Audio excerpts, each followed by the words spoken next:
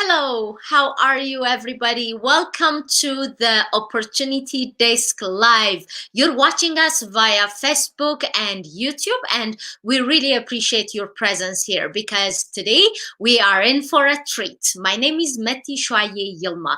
I am based in Ethiopia. I am a media and communications professional, and I am so pleased to be hosting today's session because it's quite important, particularly for the young professionals and particularly at this critical time.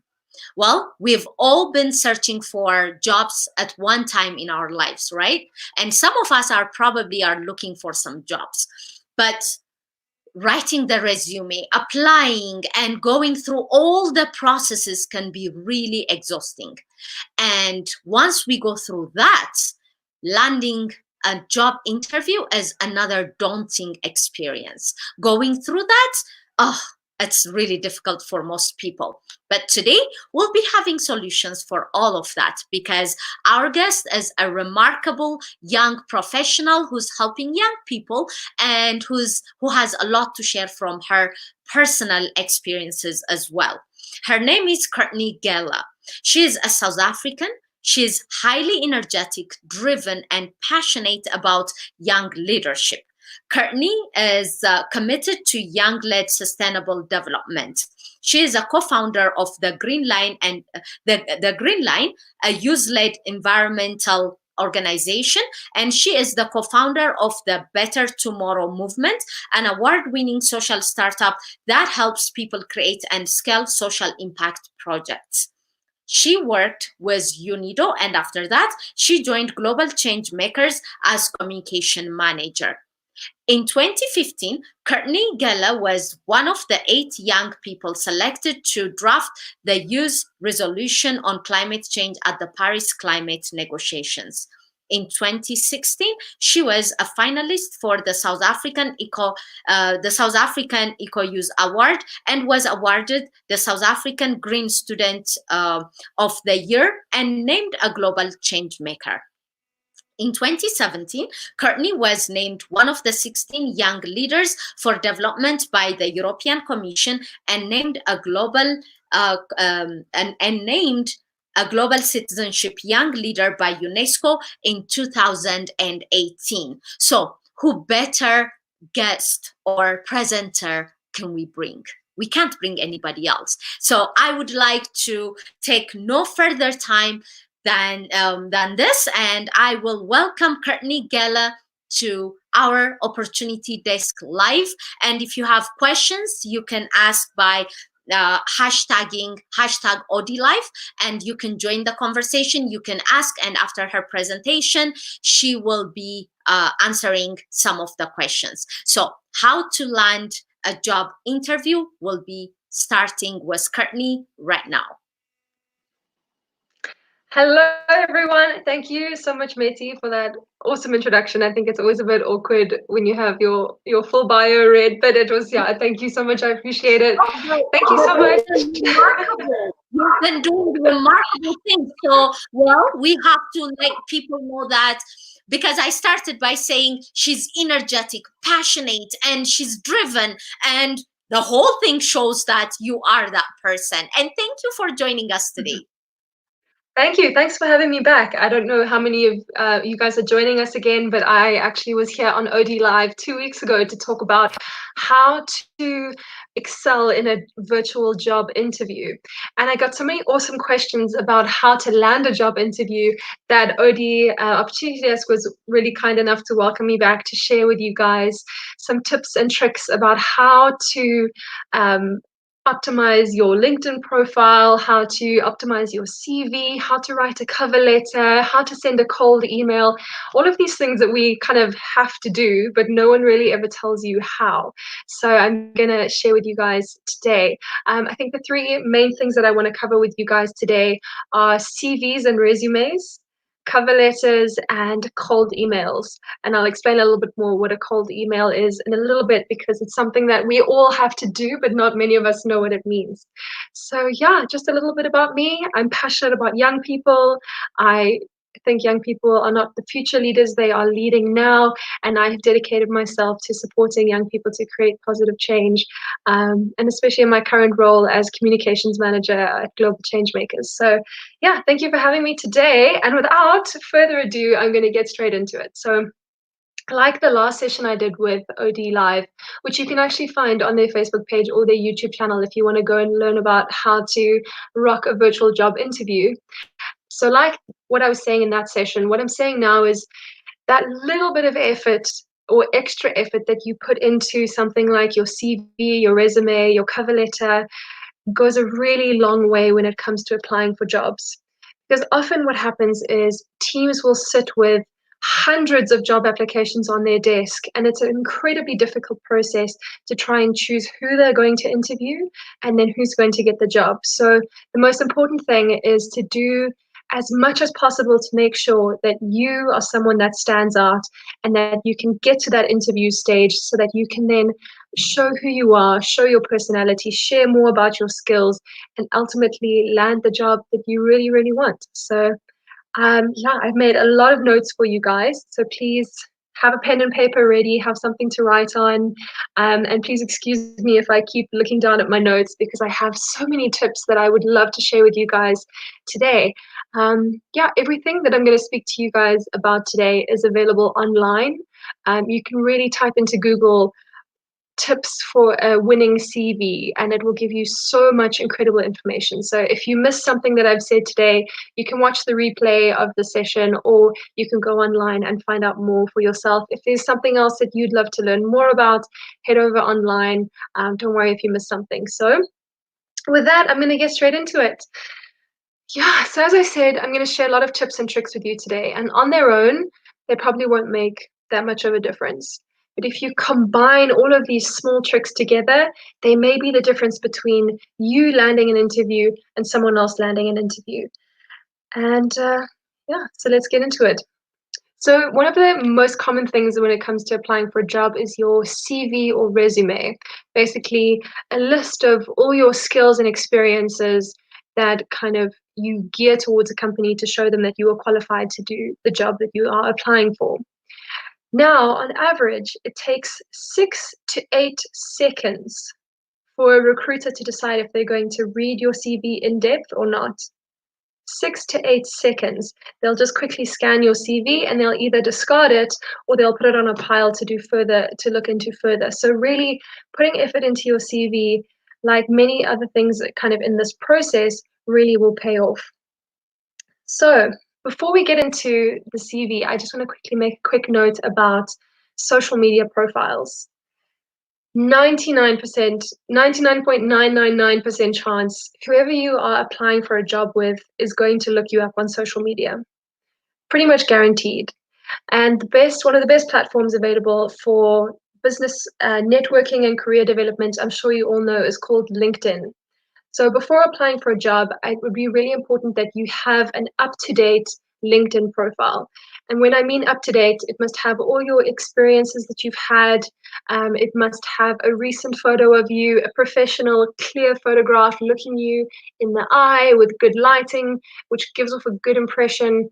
Having things like a background image and an appropriate headline. So for example, my headline on LinkedIn is communications professional because that's, what the game they're in. It's what I do.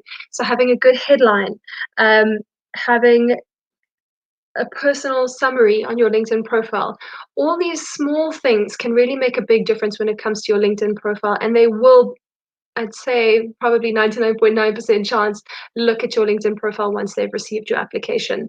So making sure your LinkedIn profile is up to date, and especially that it is up to date with the information that you've provided on your CV. So if you say in your CV that you have, for the last 2 years, been working for company ABC, and you've done tasks X, Y, and Z, but it doesn't say that on your LinkedIn profile, the discrepancy could inspire questions that could make them think, are you being honest? And so really just make sure that they match up. If your other social media profiles, Facebook, Twitter, Instagram, TikTok, whatever platforms you use, if they are under your real name, so say for my name, for example, is Courtney Gehle, and all my social media handles are Courtney Gehle, you need to make sure that your social media does not work against you. So for Instagram, you need to have a private Instagram account, unless, for example, you are using your Instagram account to build your reputation, build your brand specifically for work. For example, your brand could be that you are working for sustainable development as a young activist and you want that to be shown on Instagram, then that's okay if it's not private. But if it's really your personal Instagram, make it private, because they could read something about you, they could see a photo about you, and that could immediately, they could form opinions about you without having met you, without having even read your CV. That could mean that you don't get the job. So have a private Instagram account, update your Facebook profile security settings so that no one can see what you don't want them to see. Have maximum security on Facebook. When you have, I don't know if you've seen on Facebook, you can say what jobs and roles you've had. Make sure that those jobs and experiences that you share on Facebook match up again with your CV and match up with LinkedIn, so it doesn't inspire kind of questions about if you're being honest or not. On Facebook, you can also choose a selection of photographs that you have on your profile. Make sure those photographs are photographs that you would be happy with your boss seeing you. I mean, you don't want your boss to see you passed out drunk on the side of the road at 3 a.m. last Saturday. It just really does not leave a good first impression. And again, you want your social media profiles to work for you and not damage your chances. So yeah, once you've optimized all your social media profiles to make sure that they share the information that you would be comfortable with your boss or colleague seeing about you, the next thing is having a professional email address.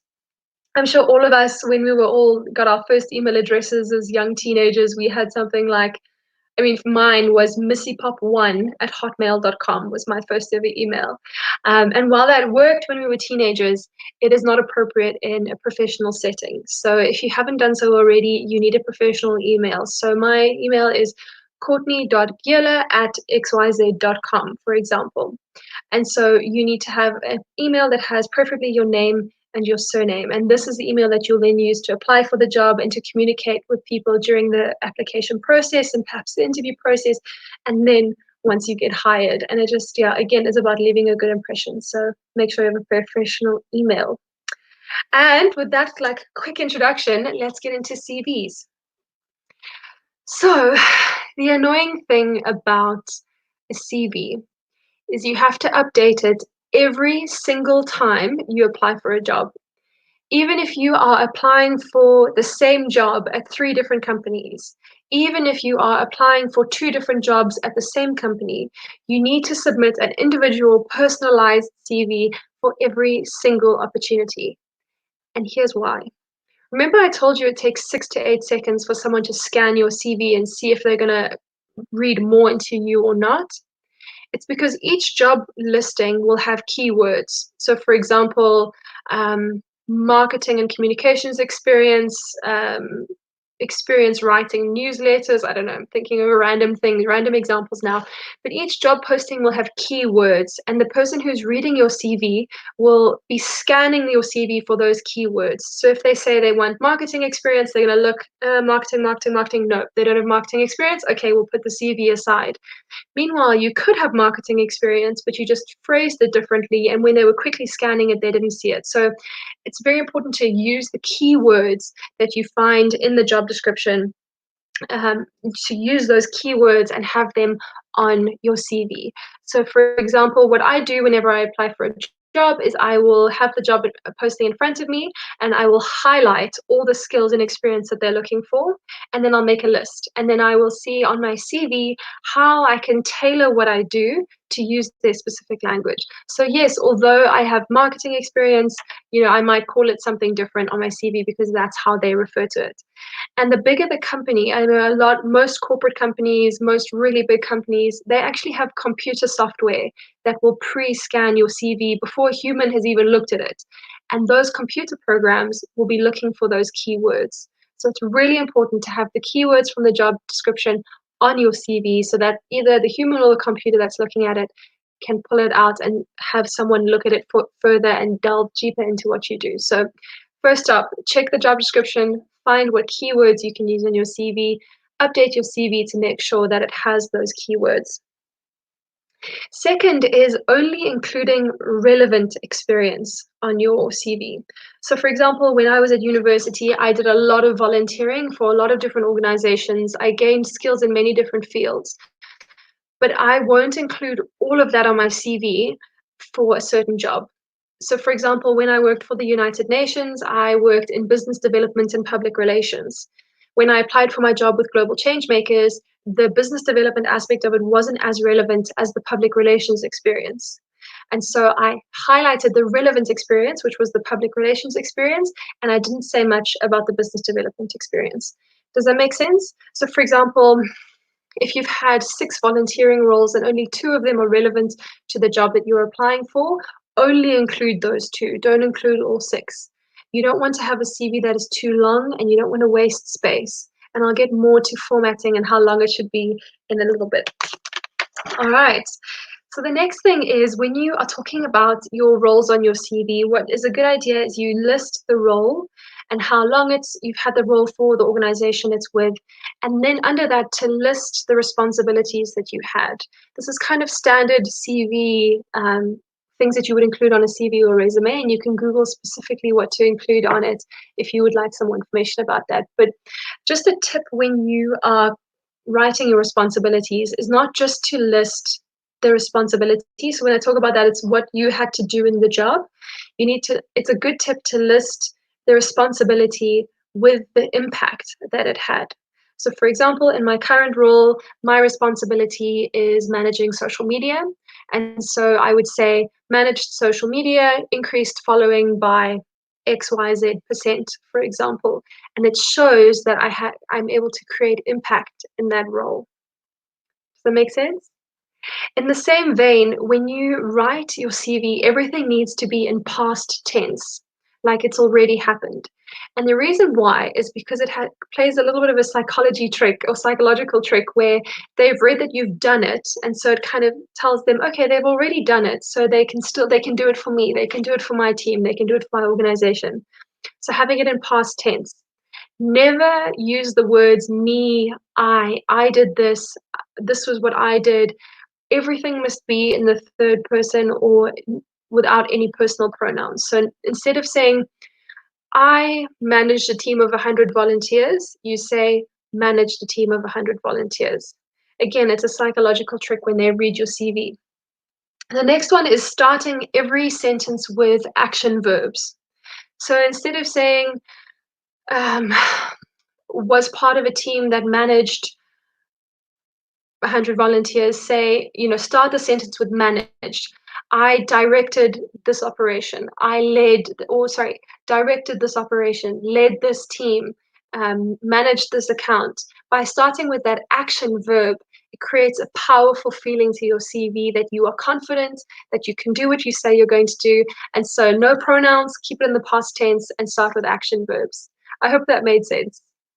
In my head, it made sense. So I hope it made sense for you guys. And I know I'm moving quite quickly, but I really want to share as much as possible with you because there are so many small tips that make a big difference. So I'm just going to keep going. All right.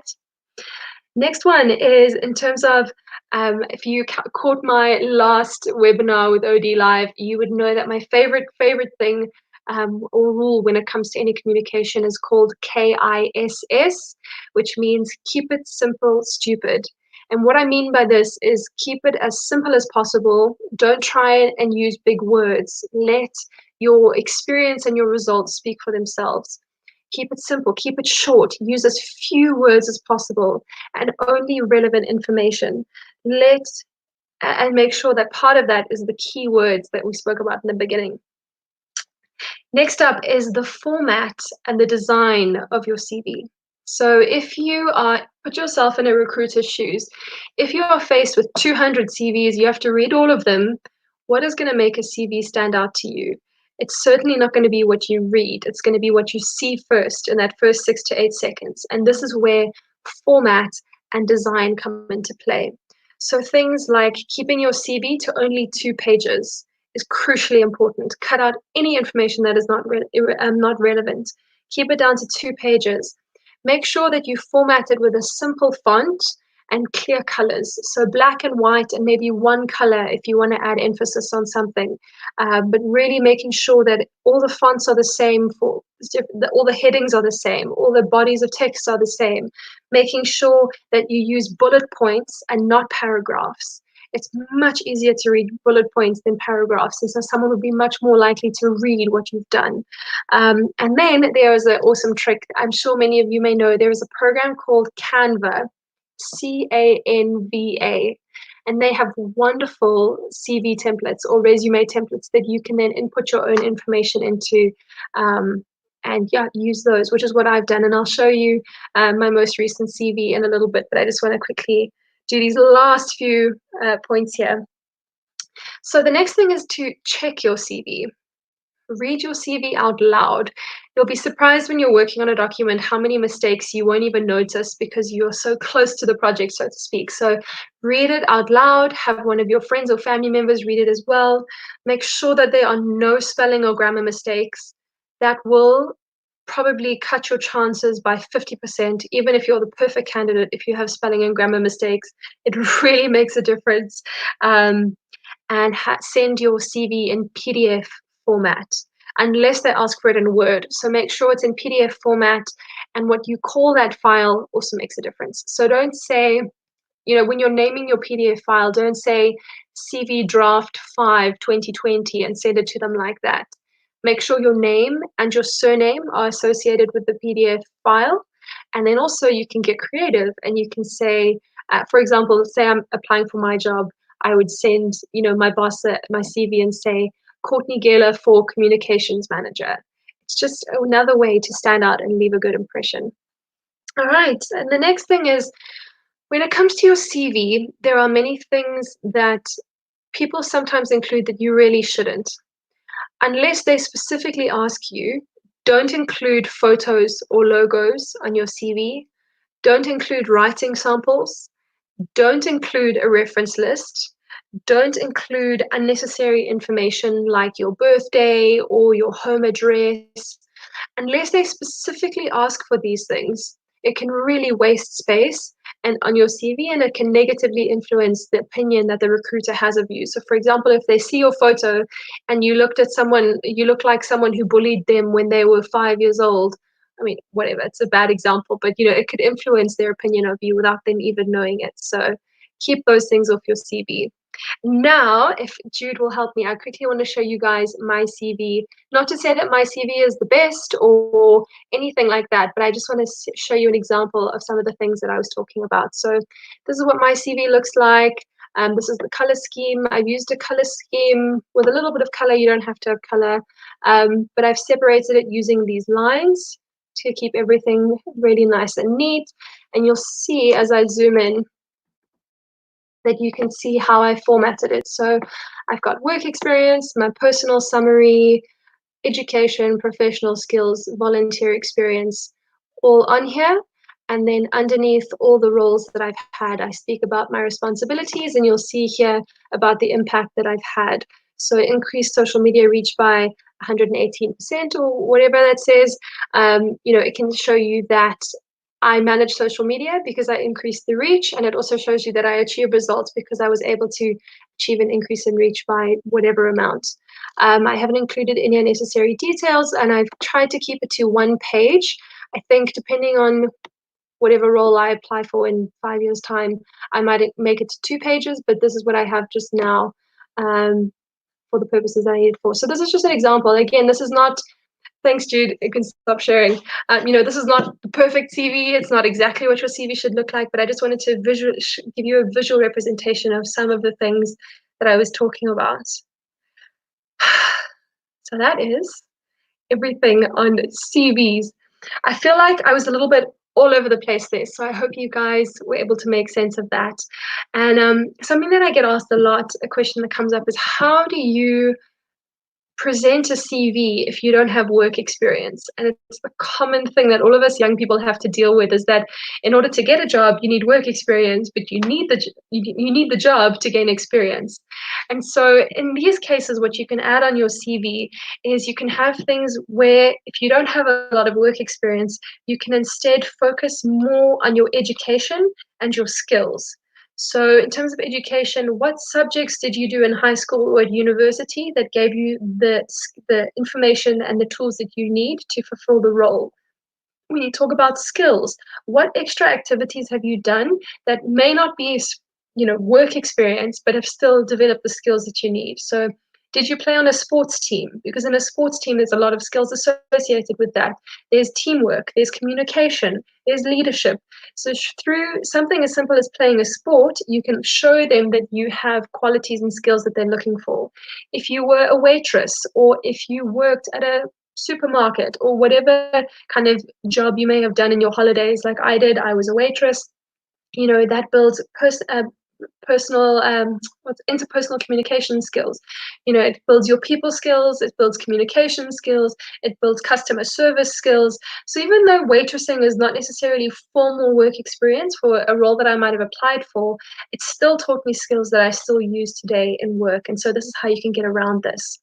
But if you are a student, or if you do have spare time on your hands, if you're unemployed or anything like that, I would encourage you to use this time to gain experience, because it really makes a difference, especially if it's your first job that you're applying for or something like that. So, how you can do this: if you're a student, you can join campus societies, you can volunteer for nonprofit organizations, you can offer to do unpaid work. I mean, it doesn't sound very glamorous doing unpaid work, but it really goes a long way. And in fact, that's how I got my job at the United Nations. I reached out to a connection that I had there, and I said to him, listen, I have time on my hands. I really want to learn about X, Y, and Z, and I would love to contribute in any way possible to the success of your team. And it turned out that they needed someone, and so I was able then to sign a contract with them on that basis. So that was due to me reaching out to them and saying, listen, I would love to contribute to you. I'm willing to do it for free. I just want to do it for the experience. So yeah, if you are a student, I encourage you to reach out to businesses that you may be interested in, offer your services and your time for free, and it really will go a long way. All right. So next up, from CVs, something that often goes hand in hand with a CV or a resume is a cover letter. And I'm sure you guys are familiar with the term if you've applied for a job before. So what a cover letter is, where your CV shows hard, cold facts, your cover letter is a chance for you to share a bit more about your personality, why you are right for the job, and why you want the job, why this company is a company that you would like to work for. So that's basically what a cover letter is. And again, like your CV, you need to have a new cover letter for every single role that you apply for, because again, it needs to be specific and relevant to that specific role, have the keywords and all those kind of things that we learned about when I spoke earlier in CVs. So what to include in a cover letter? There's different types of cover letters that you can find, and you can Google what to include. But basically, it's how your experience relates to the job you're applying for, how your skills relate to the job that you're applying for, and why you want to work for them. The basic structure of a cover letter. So most importantly, number one, make sure everything that you're talking about is relevant. If you were the secretary of a student organization at school and you're applying for the job of an administration assistant for an organization, then there's definitely overlap between that. But if you are applying for a completely different, if you're applying for a teacher's job and you are talking about being a secretary for a student organization, it may not be relevant. So what's a good kind of tip what you can do is you can write down the skills that you need to show that you have. You can write down the skills that you need to show that you have. You can write down the experience that the job needs. And then if you find overlap between that, so say, for example, you have experience in a role where you exhibited X, Y, Z skills that they need, then you can share that experience. And that's how you can see which experiences to share in your cover letter. When you are in your cover letter, writing your cover letter, show them through stories don't tell them. So show them, that you're a problem solver. Don't just say, I'm a problem solver. Share an example of an experience where you solved a problem and it led to a favorable result. And if you caught my webinar about interviews, there's a technique called the STAR technique: situation, task, action, and result. And this is a way that you can tell stories that gives enough information that they can understand. So, situation, you set the scene, you give a little bit of context, you then explain the task, so what your role was in this situation. You then state the action that you took and the result that it had. And this is a simple way that you can share your experience and skills with them so that they have enough information to kind of understand without you going on and on and on. Because again, the most important rule: keep it stupid simple. As few words as possible, as simple as possible, using those keywords. And yeah, keep it to, I believe most cover letters, they ask for a 1-page cover letter. Some of them will give you a word count that you have to abide by. It really depends on what they ask for. So next thing with a cover letter is to read it out loud and imagine yourself saying it to someone's face. So say, for example, you're applying for a role on my team and you are writing me a cover letter.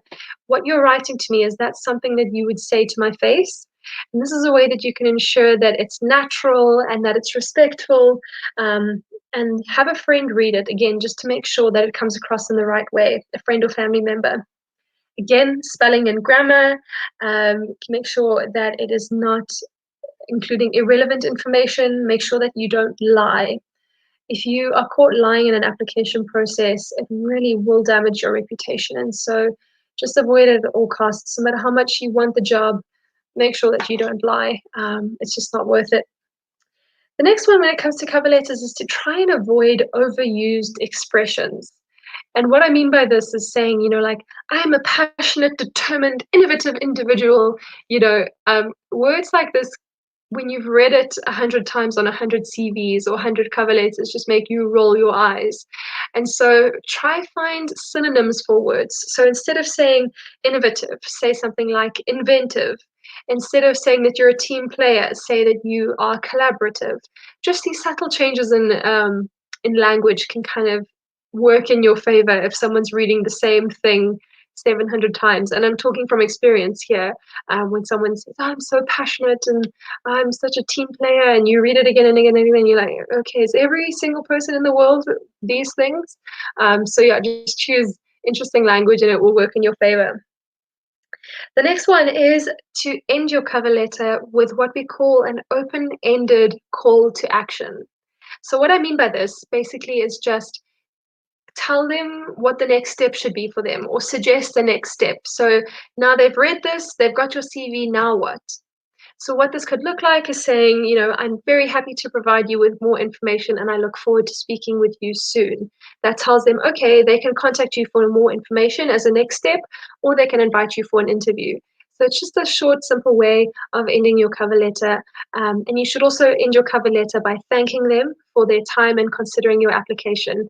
I'll share with you later, but it's been shown that cold emails and cover letters that end with a thank you get 2 times more response rates than ones that don't. So say, thank you so much for the opportunity to apply. Thank you for considering my application. I look forward to hearing from you soon, for example. And now the biggest tip that I have for you to stand out with your cover letter is to find out who will be reading your cover letter and address it to that person. So normally what you would say is to whom it may concern.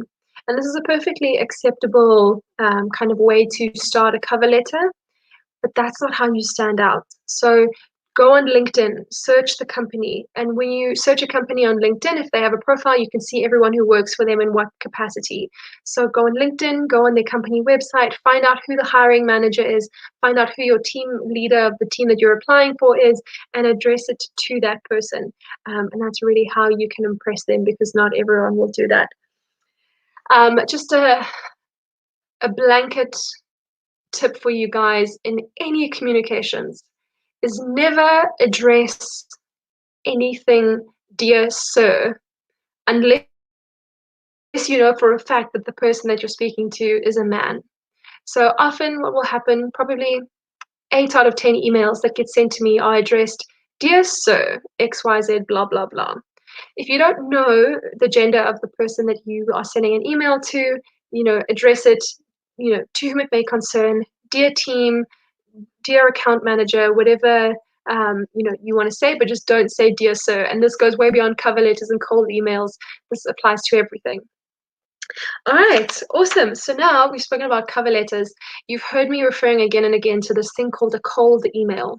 So what a cold email is, there are basically two ways that you can apply for a job traditionally. In different circumstances, it might differ, but one, you can see a job posting online or on say, for example, a poster or something like that, which will give you instructions on how to apply. Or you can write to a team leader directly, a hiring manager directly. There may not be jobs open, but you want to make them aware of you and that you would like to apply for the job. So with a job posting, a rule of thumb is to apply as soon as possible after you've seen it. So if you see someone posts a job on LinkedIn, 2 to 3 days after they've posted that job, you need to have submitted your application. Because what will happen is they will start reviewing applications as soon as people start sending them in. And so they might, even though they say the deadline to apply is the 31st of June, they may have already hired someone by the 10th of June because they found the person that they're looking for in the first week. So send in that job application. I mean, I'm the queen of procrastination. I tend to leave things till the last minute, but in the case of job applications, this is not something that you should do. So if they say that, as soon as you see the job posting, within 2 to 3 days, update your CV, personalize it, update your cover letter, personalize it, and send it right away. There's a weird tip that I found online, which I think I'll share with you. It's a bit of an odd one. I don't quite understand why it works, but they say that if you're applying through an online job portal where you upload your CV, etc., online, you should do that between 6 a.m. and 10 a.m. in the morning. Not sure why it works, but they say it increases your chances. So there you go. So the second way is to send a cold email. And so, for example, if you are writing to someone to request, that you want to volunteer for them or do an unpaid internship or whatever, like I did, or I often get cold emails at Global Changemakers with people who want to work for us. A cold email is where you send an email to someone that you have no personal connection or relationship with. So there's no you don't know them, they don't know you, and that is a cold email. And about 99 out of 100 of them do not get responses. It's a very difficult form of communication because you don't know the person, they don't know you. There's no obligation, for them to respond to you. And so often, if you cold email your CV to a company, you may have noticed or experienced this yourself, you will not get a response. So I wanted to give you, although there's no set formula for a successful cold email, I wanted to give you guys some tips because it really is very important to be able to master as far as possible the cold email. And so here we go. In terms of the cold email, you need to firstly find out who the right person is to send the email to. Sending an email to info@abc.com is unlikely to get you a response. So find out, if you would say, for example, in the context of looking for a job, find out whose team you want to work for and send the email to them. Is the first thing, is to find out the right person for the email. Second, and most importantly, very, very, very important, personalize the email to that person. So specifically, understand who you're emailing, why are you emailing them and not someone else, and ask, and in your email, only ask them what you don't have, if you don't have access to the answers yourself. So let me explain this a bit more. So for example, people will email me all the time and they'll say, "Hi, I really want to work for Global Changemakers. What do you guys do?" But you want to work for us, but you don't know what we do, apart from the fact that this information is clearly available on our website, for example. So don't ask questions that you have easy access to the answers to, and really personalize the email. So people are more likely to help you if they feel like they are the only person who can help you. So make sure that it's personalized. When you start your email, there's a simple way to establish credibility, which could lead to increased chances of them responding to your email. And there are a few ways to do this. So, for example, you can link to your LinkedIn profile or to more information about you, so that can establish credibility. You can share organizations that you've worked with that they may know. So you can say, "Hi, my name is Joe Soap. I previously worked with Opportunity Desk, and I would like, and so by dropping Opportunity Desk, for example, as a random example, you can establish that, that they, oh, okay, I know what Opportunity Desk, there's a connection there. The next one is where if you have a mutual friend or a mutual connection, or if you know someone that works with them, drop the name of that person, because it's all the whole purpose of this is to establish a connection with someone that you've never met before, that you won't be able to do this face to face. It has to be over email, and so establish that connection. And if you can find things in common, did you go to the same university? Were you born in the same province? Did you go to the same church? Things like this can establish credibility with someone and build that connection, make them more likely to respond to your email. The next one is something that we often forget, and it's to give instead of taking. So it's very unlikely that someone is going to offer you something, in a cold email. What normally will happen, they'll be like, "Hi, my name is Courtney. I'm looking for a job. Here's my CV, full stop." Whereas a different approach where you give instead of take is you make it about them and not about you. So you say, "Hi, my name is Courtney. I've read about the incredible work that your team does in X, Y, and Z field. I really would love to be a part of and contribute to the growth and help you achieve X, Y, and Z. I've attached my CV for your convenience," or something like that. Is you giving them something, you're not just taking for yourself. I hope that makes sense, but it's a really key part of a cold email. And just actually on that give instead of take, for example, I know of an example where this man posted on Twitter that he was looking for a system to help him manage one of his processes at work or whatever. And someone did research and actually found the answer to his question that he was tweeting about, emailed him the answer to his question. And that guy ended up making an introduction for the guy who helped him to a bunch of venture capitalists who invested in his business. So if you can solve a problem for someone, it really can go a long way in terms of getting them to want to help you. Yeah, so again, with a cold email, keep it simple, stupid. People don't like reading long emails. And end with a clear, specific call to action. So unlike with your cover letter, your call to action in a cold email, if you are cold emailing, needs to take the mental energy off of them. So often the people that you'll be emailing are incredibly busy. So instead of saying, "I'm free to meet up whenever you're free," by doing that, you're placing the mental burden on them to think about, "Okay, when am I free? Oh no, I've got a meeting then." It's much more simpler to say, "I am available between 8 a.m. and 11 a.m. on these dates. I can meet you at this coffee shop. If that doesn't work for you, I'm very happy to work around your schedule." And by doing that, you've given clear options for them to choose from. You've taken the mental energy and they say, "Okay, I am available at that time. I can meet you there," for example. So clear, specific call to action that takes the mental burden away from them. And lastly, kind of on cold emails, is to show gratitude and appreciation. And this kind of seems like a no-brainer, but you will be amazed at the amount of demanding, almost like rude emails that people will send wanting you to help them, but almost demanding that you help them. And showing gratitude and appreciation really can go a long way. So, as I mentioned before, when I was talking about cover letters, they did a study where they found that saying, "Thank you, I'm very grateful for your assistance," led to a twice as high response rate to cold emails than the ones that didn't. So, just showing that you're grateful and that you appreciate the time of someone who's going to be doing you a favor really can go a long way.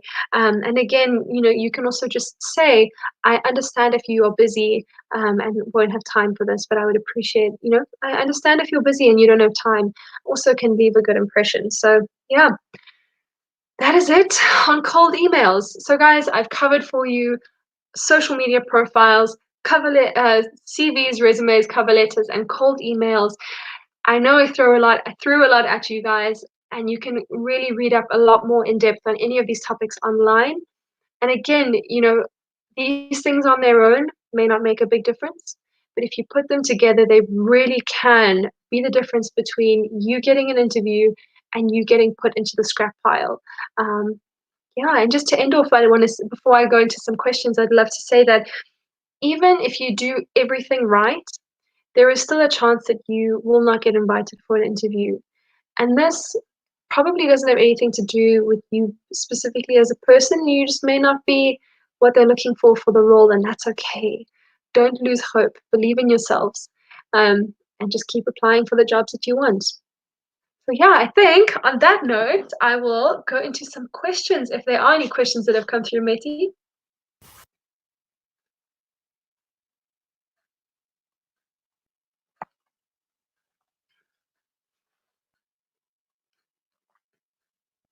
Ooh, I think your microphone's on mute, Meti. Oh, thank you so much. There we I go. taken away. I was carried away by your presentation. I did not even notice that. But thank you so much, because like I was taking notes, because these are really important points. The first thing is that we must keep it simple, simple, simple, simple. Most of us mistakenly believe that keeping it long and lots of pages, it shows our experience and our all those things that we've been doing. But no, 6 to 8 seconds, that's so short. So we have to keep Yeah. it simple. I like the fact that you use kiss. Simple, keep it stupid simple, but that's it. And also, like the pointers you gave us through social media, CV, cover letter, and cold email. I didn't know they were called cold email, but I've sent tons of those things. Now I know the name. So yeah, clearly so many people are taking a good information out of this. So ladies and gentlemen, start sending the questions. Now Courtney will be answering the questions. My question now, let me start with me, since I have the screen. This time, most of us are at home. We're not working. We're not accumulating any experience. And for as long as this lockdown stayed, most of us will have a blank in our CV, in our experience. How shall we fill that up? I am home for, let's say, 5, 6 months. And then if I have that gap, it clearly shows. So what should we do?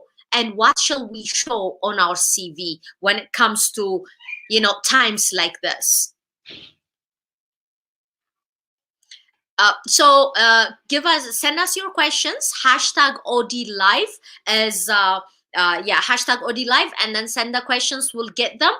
If you're watching us on YouTube or Facebook, we'll get it. And also, we're across social media. Opportunity Desk is on LinkedIn, Instagram, Twitter, Facebook, YouTube, and also you can get all the information on the website. So you can start sending your questions and you can start engaging. And there are so many topics that we discussed in the past few weeks, particularly since the lockdown. We've invited so many guests, and they have been giving us practical wisdom, sharing their experiences, giving us tips on different things. For example, this is my cert, and the first one and the second one. The second one was about branding, and the first one was about cybersecurity. Really important topics that we covered. And there are so many other videos. You can find it on YouTube and on Facebook, and you can watch our videos. Opportunity Desk is giving you so many resources so that you can make use of this time while you're staying home. We're disconnected with Courtney, but it's okay. She will be coming back, hopefully. But keep sending those questions. Yes.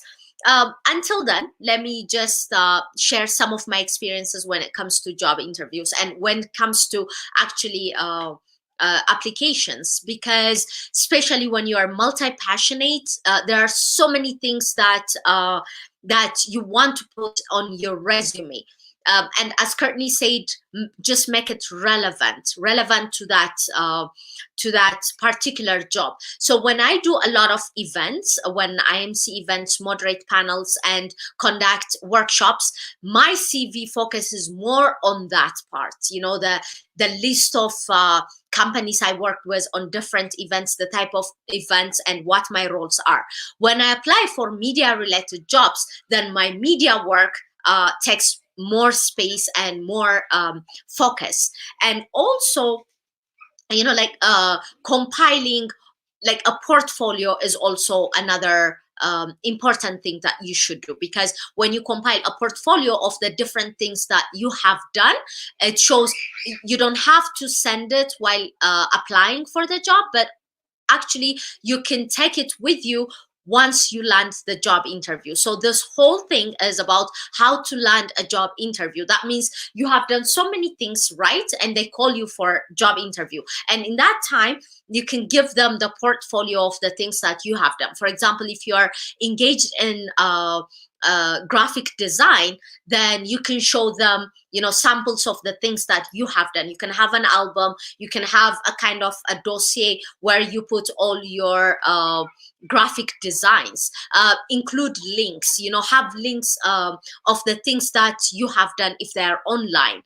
References are also another key things that you should focus on. The people, they say don't burn the bridge once you pass over, because you always want to keep your connections intact, and you have to live in good terms. Even though you leave a company, you have to leave the relationships in good terms. And when you leave positively, those people would want to help you in your future endeavors. So references are also another key areas that you need to work on when you are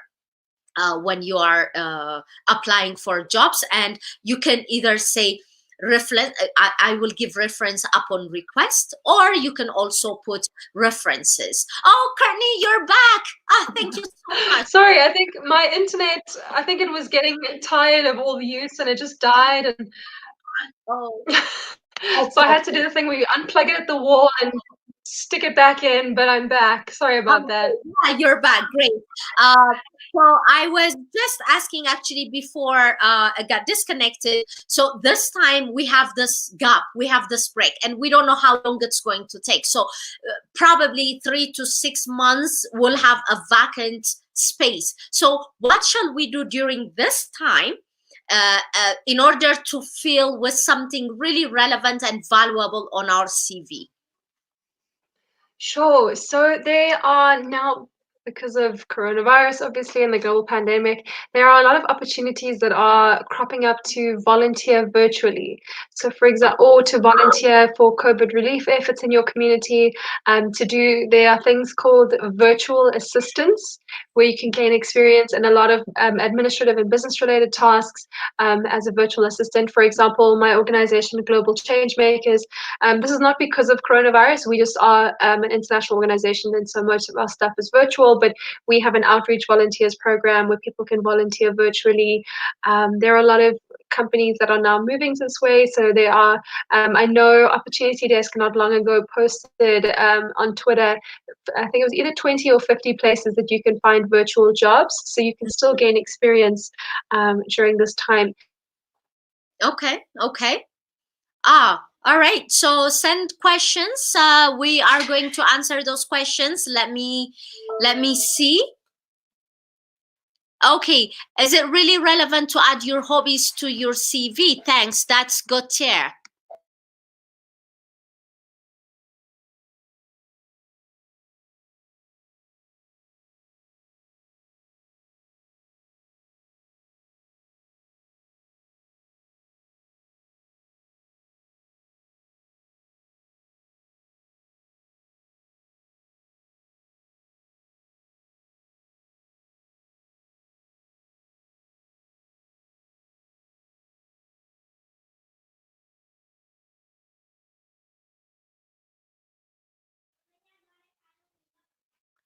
Okay, so Courtney, I think she got disconnected again.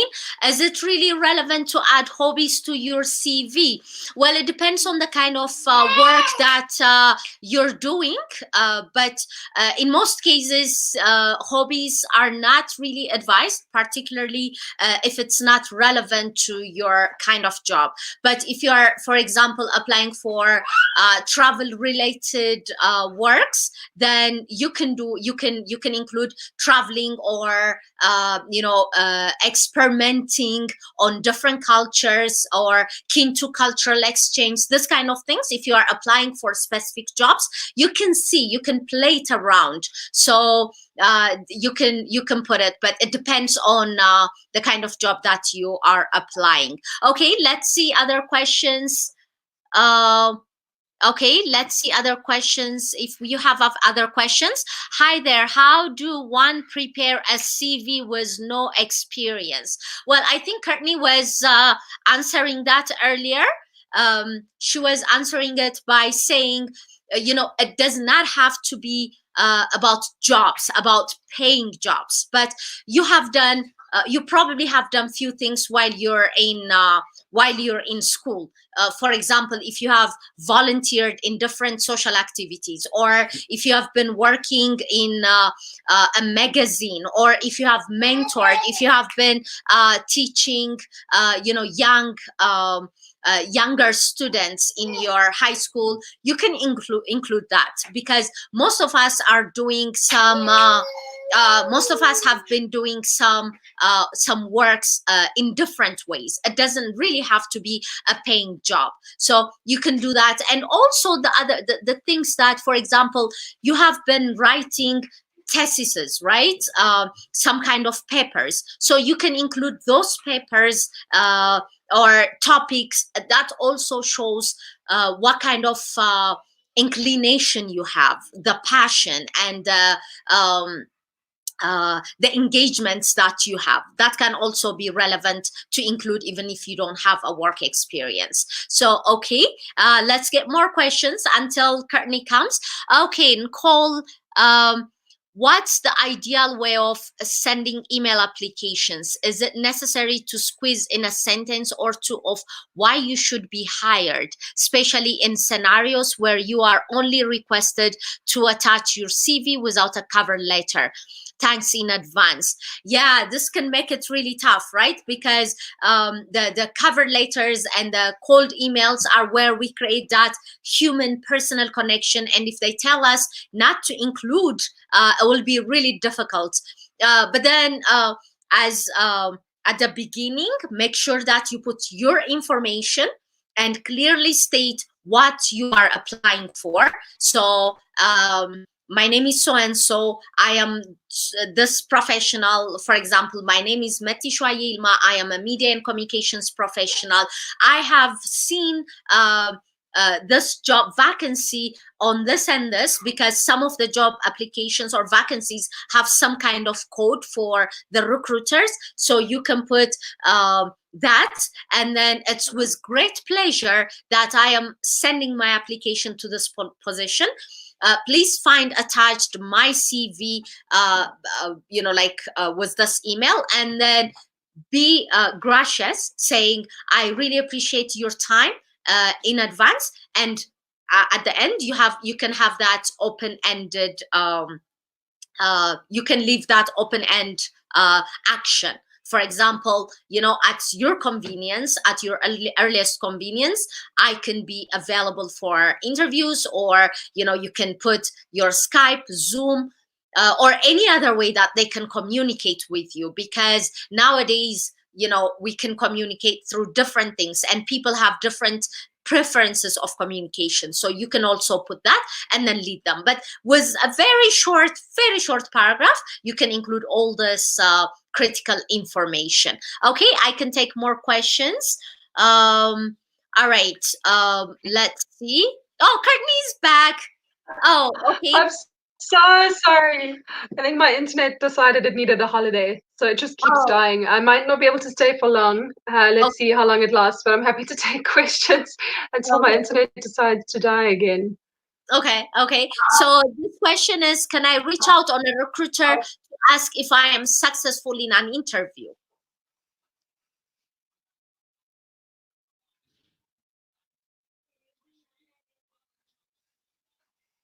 Okay, am I still here? Can you still Okay. hear me? Yes, yes, we can hear you.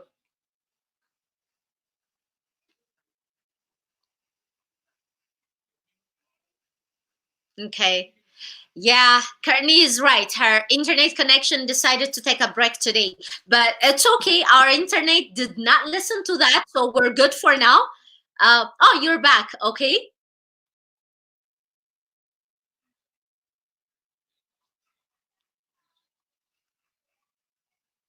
Okay.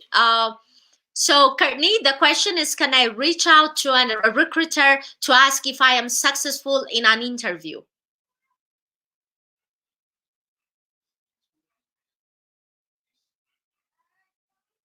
Ah, okay. By the way, you can send your questions on Twitter or on Facebook.